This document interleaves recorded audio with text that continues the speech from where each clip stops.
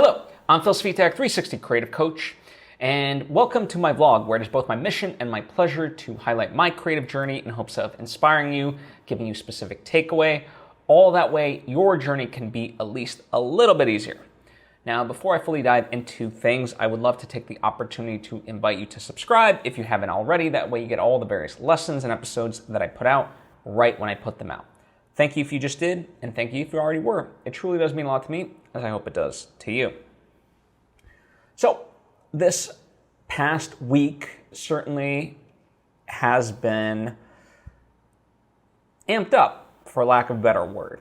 You know, there's a lot of things going on in the world, a lot of tension and things of that nature, and I don't mean to dismiss it, but in this episode particularly, I will not be talking about it because I want to do a whole separate episode on that and kind of my thoughts and things like that. And usually when I do a longer episode like that, I always try to really reflect and listen before I try to have any sort of opinion, because what I want to add to the discussion, I want to have value. I want it to be something that is additive instead of just noise on top of noise, and worse, just angering and raising tensions that are already very high.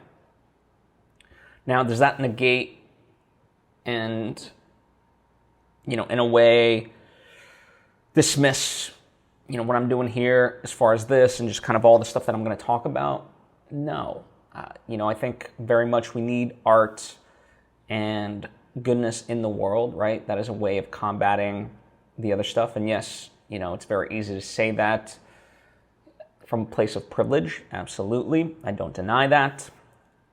But it is needed, And in fact, there's a Jewish proverb or principle, I'm not quite sure the right term, but there's this idea where if you have a funeral procession and a wedding procession and they happen to intersect, who gets the right of way?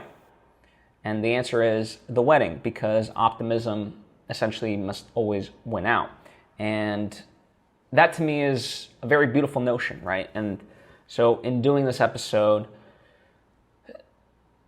I guess in a sense I'm trying to honor that optimistic spirit and whatnot. But just know that I am well aware of the horrors of our world. And I don't just mean in Israel and Gaza, And by the way, I'm not claiming to be an expert in the conflicts of the world, But if you want to kind of quick preview,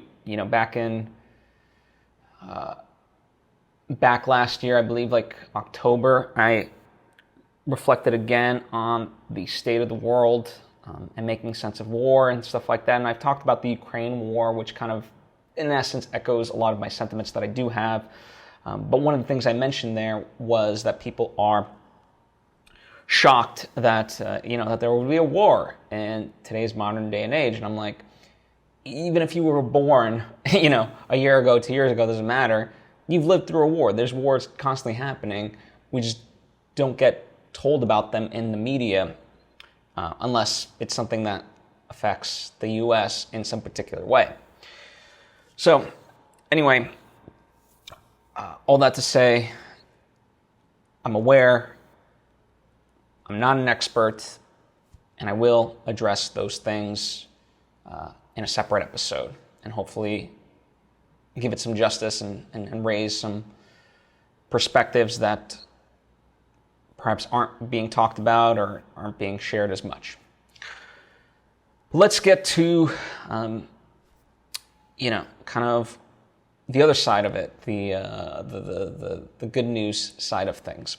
So, first and foremost, I made it a mission last week to finish out the revision of an outline for my forthcoming movie called The Arbiters. And, if you've been tracking my journey with these vlogs, I'd been revising an outline that I made back in March and had already written a script for, but, it's kind of my methodology of 2 steps forward, 1 step back, in order to really tackle the script and get it to a better position. I needed to take a more bird's eye view, and revising the outline allowed me to do that. And all in, it came in at 95 pages.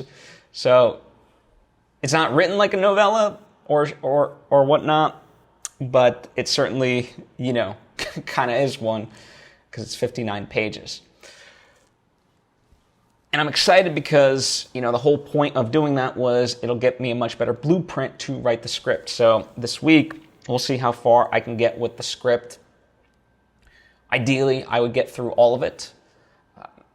It should, I now know exactly how the story should be, and I have to just put the words down on the page. And I'm not necessarily going for, all the right words. And as far as the script, I can revise that, but just, getting it from outline form into script form, that's my next phase. And the only thing that could prevent me from finishing that, it won't be a lack of creativity or writer's block. It's more so the physical act of writing actually takes time. A script itself can be like 20,000 words on average, at least the ones that I've seen. If not, and some scripts certainly, like the older school ones are very detailed. Those can be like 50,000 to, if not 60,000 words. So it's a lot of words to have to type out, quite literally. So we'll see how far I get, but, that's the aim. But overall, as far as what I'm going to measure myself on, it's more so, am I putting in the time and effort to be able to utilize this? Am I each and every day chipping away at this? And if the answer is yes, then I can be proud of myself and be satisfied, right? So, yeah, I'm looking forward to that. The sort of thing that happened that was unexpected in this week was a friend of mine. She messaged me if I would be on her podcast and talk about creativity. And, I love those kinds of conversations and whatnot. It was really fun. It was about, give or take, 40 minutes. And we got pretty deep, pretty fast. And it was a joy to really have those conversations, the back and forth dialogue. As much as I love sharing in this space, and I love the community that we're building where, you respond and maybe counter, maybe add, whatever the case may be. I love that we're doing it in a very respectful way. It's still great to have that immediacy of it all, and that's what this was. And if you're curious, I've linked to the interview itself in the description box, so you can check that out. And it was just fun, and one of the questions that was asked, hey, is art important, essentially? And yeah, I answered that, 100% it is. Because it offers a mirror, a counterpoint, point of reflection, guidance for how we live life, right? I mean, look no further than how we survived the pandemic. A lot of us just consumed art, and that made us feel okay. So of course art is important. But yeah, even if it's not necessarily the most hopeful art made, to see ourselves within a piece of work gives us that solace and connection to know that there's others feeling this way and we're not alone, right? That's a big thing of art. So I wholeheartedly stand by art is important no matter what's going on, right? In good times and bad times, it's always important. The other big, exciting thing of last week was that Goop, the brand started by Gwyneth Paltrow, was celebrating its 15-year anniversary. Now, how does this tie to me? Well, for about the past 5 years, give or take, I've been working on the Goop podcast. So I've worked with Gwyneth for that time and, the various co-hosts that have been a part of it. And it's been a pleasure. And as an added bonus, because I've been so involved, Gwyneth did, to commemorate the 15-year anniversary, she didn't ask me anything. And the questions were submitted to her by, not fans, although she does do those from time to time, and they're really fun. More so, she usually does those on social media, but she has done it on the podcast here and there. But as far as this was concerned, the questions came from people who have known her, that have been a part of Goop. And then, of course, there's like Cameron Diaz, who's one of her best friends. So, all in all, very important and worthwhile people. And the fun part was the Goop team had asked me if I wanted to submit a question because they thought it would be great. And so I was very honored, and I took that opportunity. And my question is in the show. Gwyneth answers it in a both fun and meaningful way.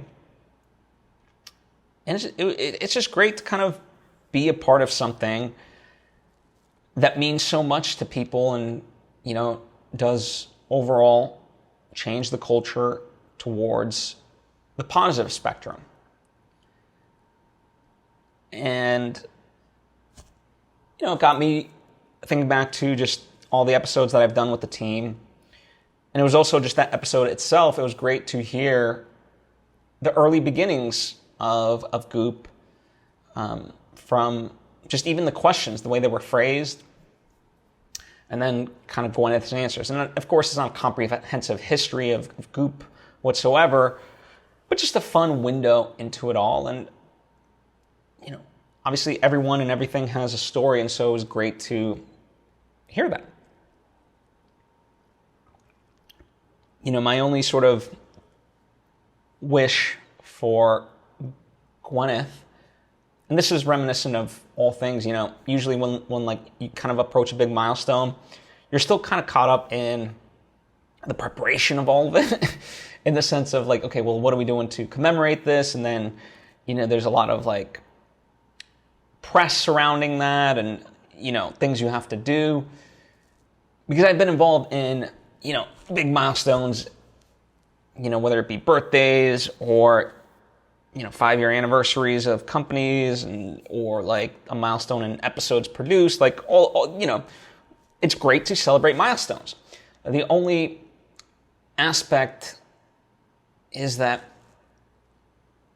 there's still like this go factor to it where you're not afforded that ability to really just kind of relax and take it in. At least that was the case for me, and so I don't know for certain, but I hope Gwyneth got that moment because she's really built something amazing, and she is a very much like go type of person, doing a million things at once, both from an outside perspective and just, from what I've observed of her. And she deserves it, I think very much so. 15 years, and to build it from essentially was a newsletter. Again, I don't know the full history, but to build it from like this newsletter and to what it is today, it's phenomenal.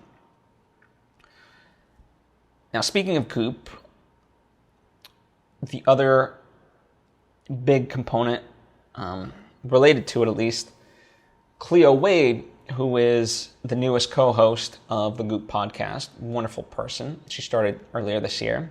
It's been a pleasure to work with her. She came out with a book called Remember Love. And I say came out because it's literally out today, October 17th, the day that this episode is being released. And so you can go get it. Now, Cleo Wade is a poet, writer, and now a podcast host, among other things. And she's just so great with words. Poetry is not an art form that I generally gravitate towards. Not because I don't want to, but because it's just not my natural inclination, right? I'm not surrounded by it on a day-to-day basis. My friends don't send me poems to read.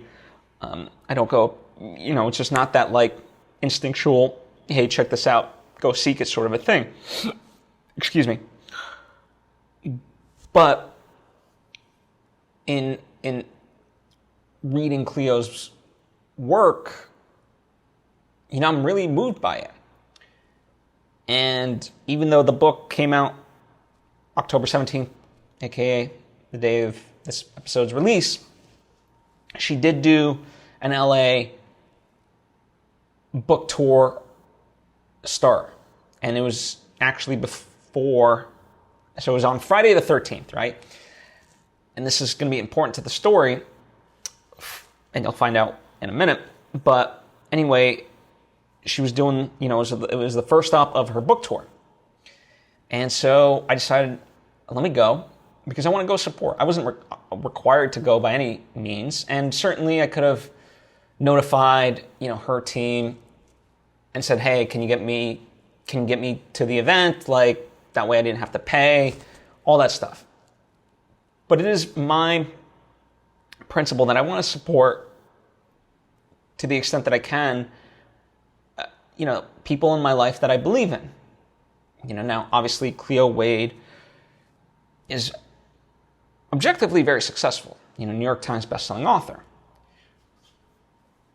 So, in essence, she, like, if we measured, like, does she need my support, where would my support have a greater impact? Me going to a friend's, first time stand-up routine, or Cleo Wade?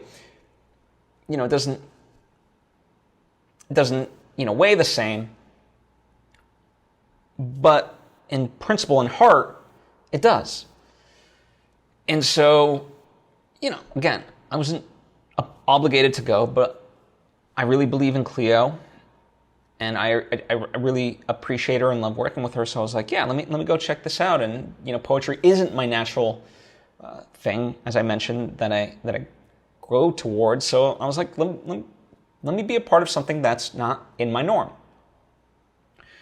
And before, like, the reading of any poems or anything like that, before she spoke on stage, there was a meet and greet. So she's partnered with Bumble Friends specifically, because Bumble does, it's not only just dating, it's also friends and things like that.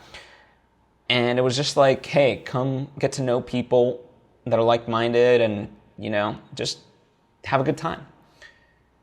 And I was amazed by the amount of people that were there, the wide range of people, and also from where. I mean, so there were some people that, like, literally flew out from Wisconsin to be a part of this. Others drove, like, 5 hours to be there.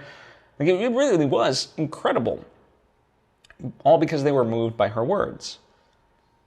And none of us had read the book at that particular time. Like, when we got there, that's when we received the book for the first time.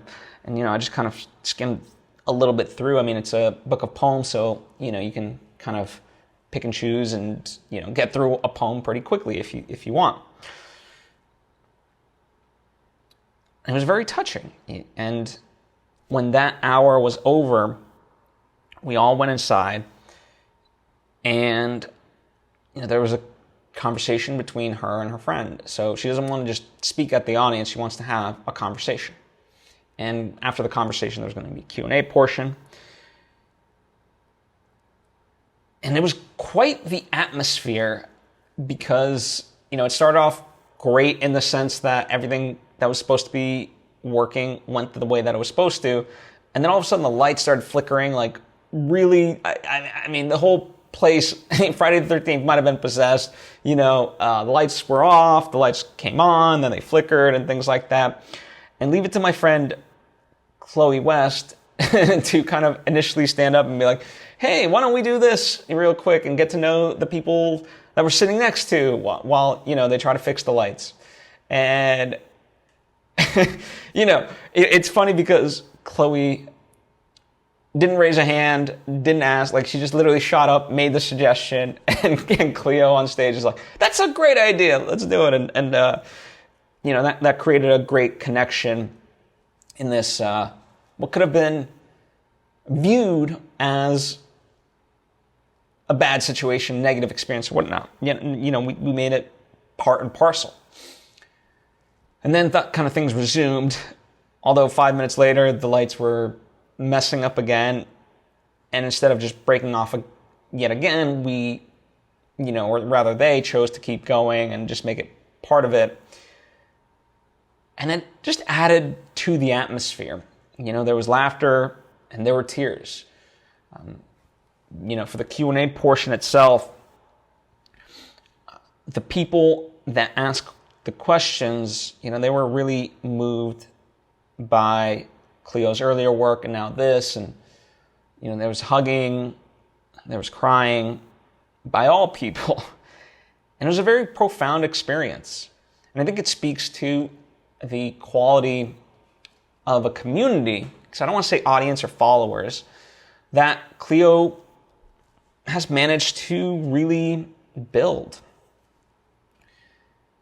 And that's what I was in awe of, And even when she talked about the book, she wasn't just writing poems for herself.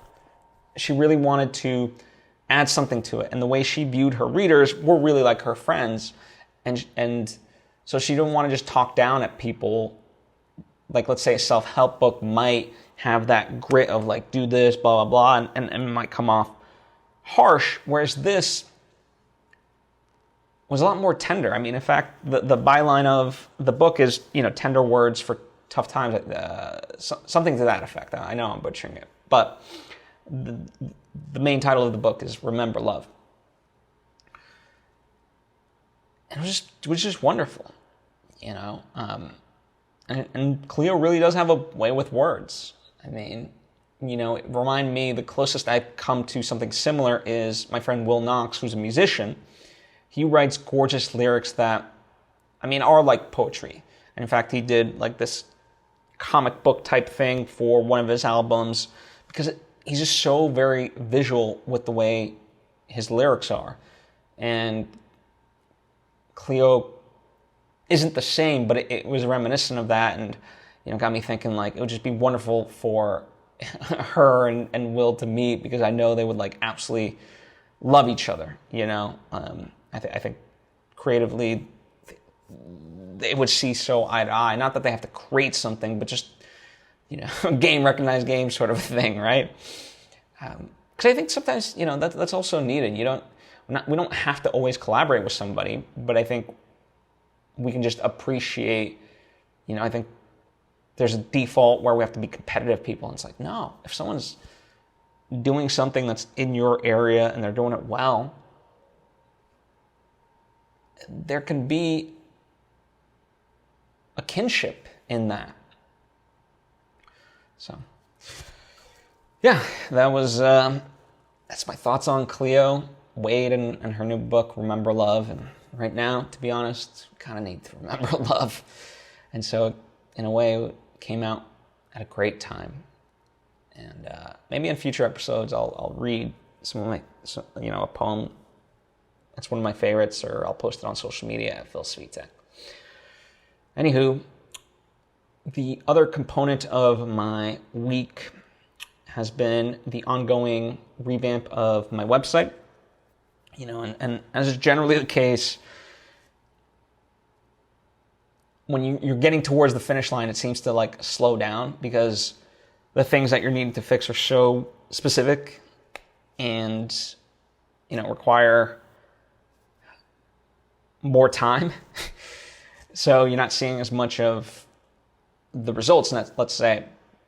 And so, that's kind of the phase we're at, is just adjusting the stuff here and there. I'm not sure if we'll be complete by the end of this week, but we'll certainly be very, very close. Now it's, again, the touch-ups. It's about, okay, whereas before we had placeholder images, now we're putting in all the images that need to go there, making sure they fit. And, the big aspect of it too is, in today's day and age, you're not just building a website for one specific device. Computer screens are all kinds of different, so it reacts to your screen size, and of course, tablets versus phones. And, the ideal is that they call this responsive, right? So you want a responsive website that literally responds correctly on every device, ergo looks good no matter what device that it's on. And sometimes that can be tricky, It can look great on a computer website, like you're on Chrome on your computer and it looks great there, and all of a sudden you go on your phone and it's like, this is a jumbled mess. So it's trial and error, it's making sure and testing it out and whatnot. But we're getting there, and I'm excited, to roll it out when the time is right. And, it's kind of another thing, like, ultimately, could I push harder to get this done? Absolutely. There's someone that I'm working with who's fantastic, and they're really doing a great job. And, even without a financial incentive, I could certainly be like, hey, we need to finish this up, blah, blah, blah. But it's okay, It's just, in this sense, it's not right or die. There's no particular deadline I have to hit. And so, in those types of moments, I'd like to afford the time that it needs to get there, And as long as progress is being made, then I'm certainly happy with it. And I can see that, that the person's working hard. When they ask for input, I give them an input, they implement it. So things are moving forward. And, I'm really excited about that, because I think too many times unnecessarily just demand that things be done for the sake of being done. And again, same thing with like the Arbiters, my forthcoming movie. Yeah, it'd be nice to have the script done by the end of the week, but I'm not required to. And as I said, my measure of success as far as the whole thing goes in this particular moment, am I putting in the time to work on it? Like, honestly, right? And if the answer is yes, then I can't be upset with myself. So, because, and I think too, that's why the people that work with me, when I do need to push them, they respond, because they know it's honest and it's not just some BS thing of my ego or whatever else. Like the best sort of recent example was when we got word of my second film that it got accepted into this festival and was going to have its premiere. And we weren't done with the movie, And I said, listen, by hell or high water, we can't be an embarrassment. And so whether it's VFX shots, whether it's sound design, like, we can put all the full bells and whistles in later if we must, but we can't, like with VFX, we can't just have it go to a blank screen that says insert VFX shot here. Like, let's have something, right? That's not egregious, right? And that's what we did. And it was arduous, but people knew that it was necessary, because we knew this would be our premiere. It was in LA. We knew we could get a lot of people, and we wanted to have a good first impression for everybody's sake, for our own individuals' sakes, as well as the people that we work with, the actors and so forth that weren't at that point obviously involved in the post-production phase. And that was the motivation. I wasn't doing it to be an asshole, but it needed that firm, like, hey, this is the deadline, by hell or high water, we got to get this done. And what do we got? How can I support you to get that done? What do you need from me? And we pulled it off. It was a success, and it was really great. So, all that to say, I very much try to have that flexibility and no arbitrary deadlines versus actual deadlines, right? So, now, switching gears, this past weekend, so I do a monthly coaching session through my Patreon page. If you're unfamiliar, for $10 a month in my Patreon page, you get behind the scenes access of things that I'm working on. For example, with the Arbiters, you can see the various character sketches and things of that nature, get templates for various things, but also a monthly coaching session, right? Where it's a group coaching session, and it's only $10. Like, there's only one tier. I know as far as Patreon is concerned, you've got multiple tiers and you get different rewards. I don't know. To me, I just like the cleanness of just one tier, and that's it. Everyone gets the same.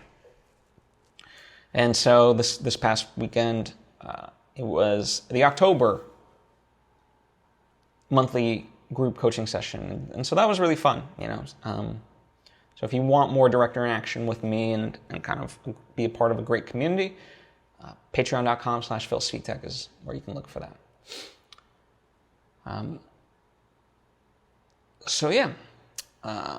That was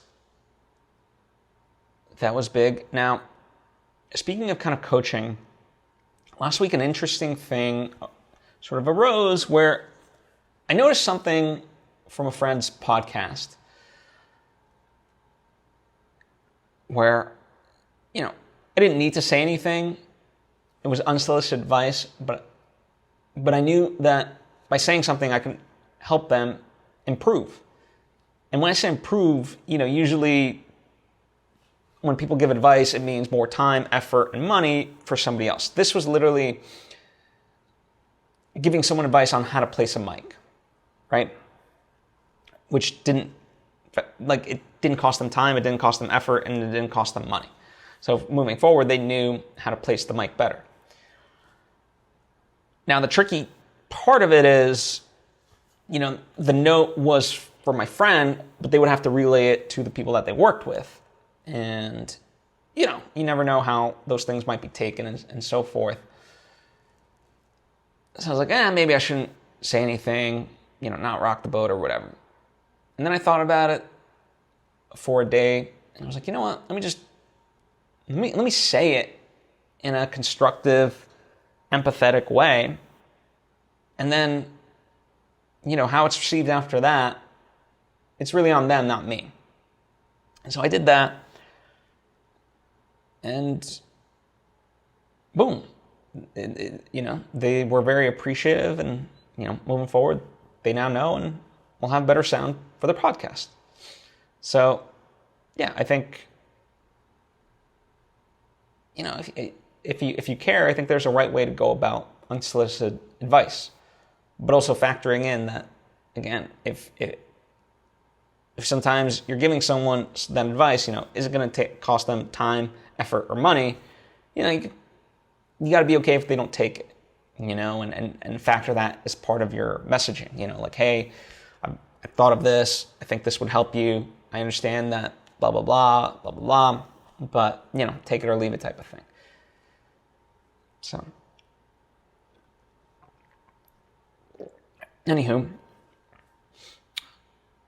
one thing that was interesting, kind of examining the larger world and just esoteric things that I think about, and I always put them towards the end of the vlog just because, they're stray observations and whatnot, is The Rock, aka Dwayne Johnson, apologized for the Maui incident. Now, if you're unfamiliar, him and Oprah did this video where they started a fund where they were asking for donations to then give to the victims of Maui. And boy, were they roasted. And The Rock, this past week, came out with an apology. I think it really lowered the tensions, at least for him. He realized that, asking people in tough times who have so little to give, it's a little bit insensitive, and he's been on that side of it. So he got it. And I appreciated that. I just wish, a lot of times these things, I wish we went deeper with it all. And I think too oftentimes we write off criticism as negativity versus a chance to really learn. Because when I look at something like that, I think another big component that was being raised by people was this idea that you don't need to start another foundation to help the people of Maui when there's already, organizations that exist or people there on the ground that you can donate to. So why not amplify those voices rather than just create another thing? And I think that's a sticking point for me. And I'm not upset at The Rock for this, because it's if anything, it's an aspect of our society that really exists. And I think we should come together and really go in unison and elevate each other rather than parallel tracks. And also the other aspect has less to do with The Rock, but more so just the idea of the state of our economy at this particular moment, and more so, a thing that's like been ever present and true. The financial impact on people who have less is always more. So if someone with a lot of money misses a payment and they incur a late fee or whatever, that has less impact on them than someone who doesn't have money, right? Doesn't have a lot. Because now any interest that they're accruing, it's tough. And more so, if someone has the money, then they're much more apt to make that payment on time versus someone who obviously doesn't. So really there's a high cost to being poor. And I think it's talked about a little bit, but not enough, or maybe not as directly. And so I just want to kind of highlight that, especially this year. I think people have really felt the price of not having enough. All the while, doing what they can. Because I know a lot of people that are cutting back, that are working harder and doing what they can, and yet really being pinched. So there's a cost to being poor.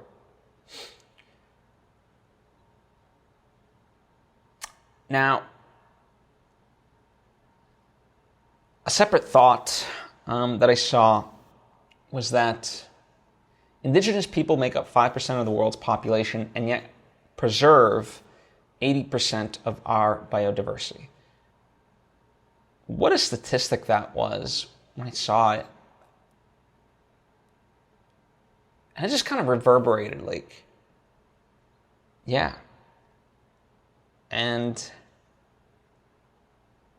it's something that I certainly, I try to think about the environment in ways that I can minimize my impact against it, in ways that I can maximize my impact to help it, and spreading information, doing what I can and all that. But it's nowhere near enough, right? And indigenous cultures generally are more in tune with the land and so forth. And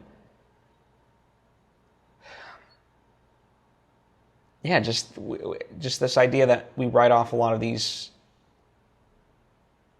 cultures, as not being advanced when they're doing so much for us, right? I think we get so ingrained in this way of life of materialism,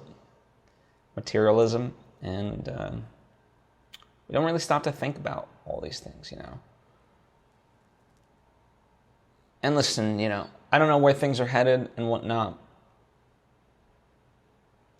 But what I do know is, with an eye towards infinite growth in a finite planet, it just doesn't add up. And the idea that we'll just go to Mars or the moon or whatever, I don't know. That's going to take resources too.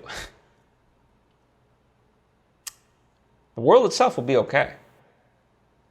It's not the world we're saving. It's ourselves. So, speaking of kind of nature, as an update about my foster dog, Diamond, she's still with me. It's been kind of, I don't even know where to really post. I mean, I try to, each and every week, I try to spread the word in the ways that I can. And, the returns on any interest has been less and less.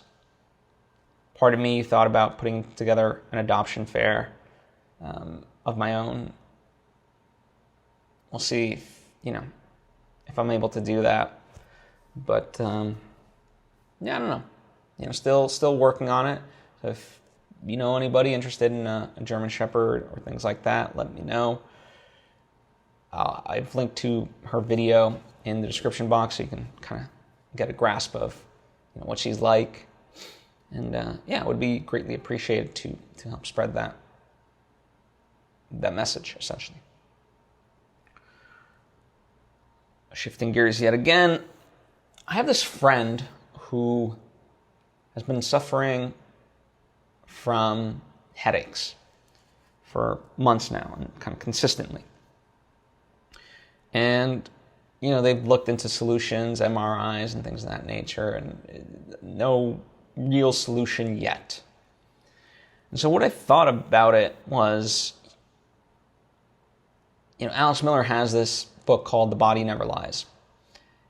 And certainly the connection between mental health and physical health is starting to be really explored more and more so, and we can start to see how our mental health affects our physical health.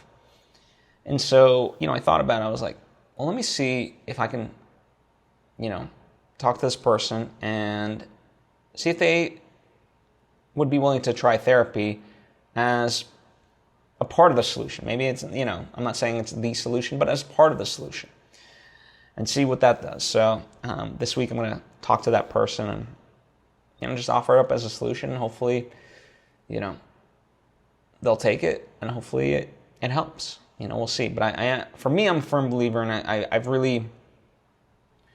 know from my therapy, it's always really been beneficial to combat physical ailments, by clearing my mind. So, just a few more things. As far as movies are concerned, this week we have Flowers of the Killer Moon coming out.